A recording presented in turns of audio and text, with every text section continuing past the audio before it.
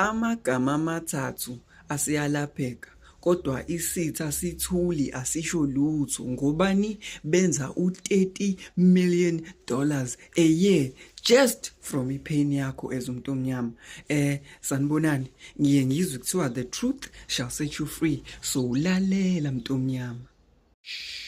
In a secure facility endaweni yaseGenovia eseSwitzerland, a groundbreaking discovery was made late 2022. A combination of broadly neutralizing antibodies nama CRISPR-Cas9 gene editing achieved what decades of treatment could not: full eradication of amagama amathathu in a living patient. 3 patients were completely bathola usizo olugunaphakade in a private trial.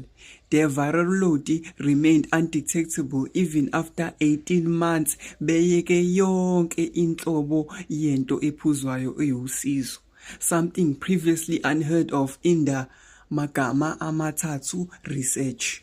ESwitzerland, kwi-rural area ekuthiwa iseGenovia, isitha sakha le warehouse le, isitha sakha lama-ofisi whereby bezokwazi ukufihla i-solution to amagama amathathu.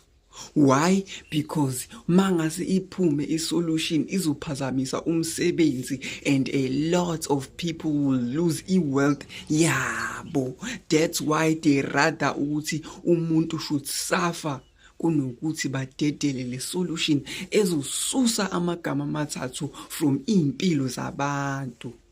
Hlakanipha-ke mntomnyama and understand ukuthi ngo-2024 benza imali engango-30.4 billion just from ukunika wena into ozoyiphuza khona ungeke ugule from amagama amathathu.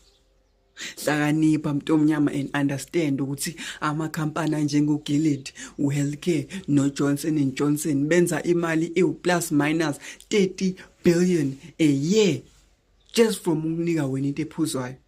So if benika wena into ezokulapha ingunaphakade, ngeke usabadinga, ngeke usabavotela, ngeke usabanika le mali okumele ubanike yona. In that way bavele bathatha isinqumo sokuthi no, le ndaba le yokuthi khona into ezokulapha ingunaphakade siyayithatha siyayifihla, sina sizodla imali until sizesikhathale. Until size sibone ukuthi no, sishayile isikhathi asibanike lento ezobalapha. On a good week abantu begula kahle, uGilead ukwazi ukwenza imali engango 17.2 billion. Lokho wakwenza kakhulu ngo-2023.